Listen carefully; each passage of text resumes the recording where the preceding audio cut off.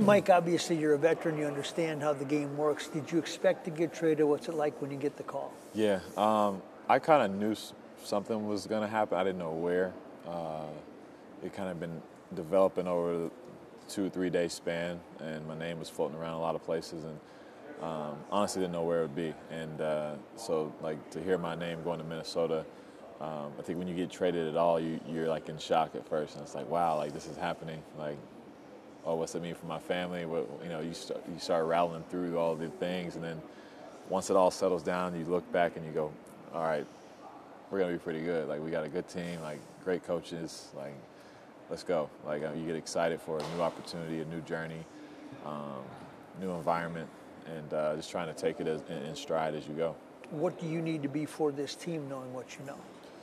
I think I got to bring, it should be easy for me to interject myself, like my character, my leadership qualities. But on the court, I still feel like I'm the same guy. I can make a lot of plays. I can still score a lot if I need to. I can make defensive plays if you need me to do. Like, I'm just literally, I'll do whatever I can to win a game, and I try to dominate the game in my own way. Like, I'm not trying to score 50 or 60 points, but I might be trying to get 15 assists and shoot 50% and knock down free throws, threes, open shots, like get Ant involved, get Rudy involved, like keep everything flowing, keep the guys' heads right. Like, all that stuff is on my mind like 100% of the time. So I'm excited to do that. Does that take a lot of pressure off you?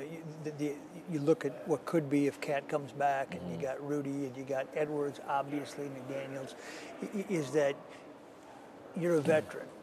You don't need to prove yourself to anybody anymore. Right. You don't need to put up numbers. You don't need to say he had 18 last night. Right. Does that take pressure off you that way, especially when you've got some capable scorers? Oh, it does, 100%. Like, I don't have to work so hard to prove I can score 20. I know I can. I know I can make big shots. I know I can do all that stuff. So I don't have to prove that. What I want to do is I want to maximize every talented guy on this team. And I want Ant to be the best player he can be. I want Cat. I want Rudy. I want Jaden, Jalen, Austin, Jordan. Everybody, like, just try to maximize their talent and see where that takes us. Because I think we can do some special things. Okay, I know you probably hear these things before, but I'm sitting in the front row back in 2006, probably. You're a freshman at Ohio State. You come into Williams Arena to play the Gophers. And they got you for a bit. I don't remember all the particulars. Yeah. What I remember is the impression that you left on me. I'm going, this kid is so poised in this big arena, and he's so unfazed by the noise and everything that goes with it. Yeah. Can you teach that? Can you learn that? Is that in your DNA? Is that a gift? What is it? I'm not sure how to teach it myself, but I think it's something I was either born with or developed from being around my family, my parents. My dad was a track athlete in the Olympics, and I was around a lot of different situations at a young age. He showed me basically how to be a pro at like 8, 9 years old, of what I need to do. What was his best advice to you? One was time management, and 2 is taking care of your body. And so, like, my time management was like, where do I want to spend most of my time? And I was like, I'll just spend it in this gym, working on exhausting myself. So where in that moment happens in the game, I'm not afraid of it.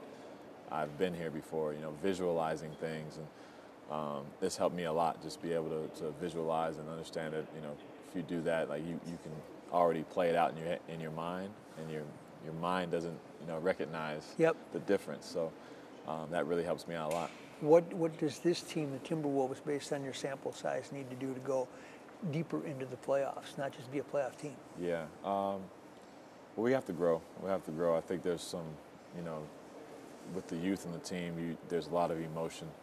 Everybody wants to win. Everybody has a pure heart and wanting to win.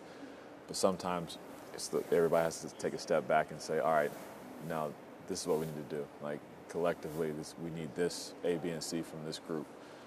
Defensively, I think this team has a lot of versatility.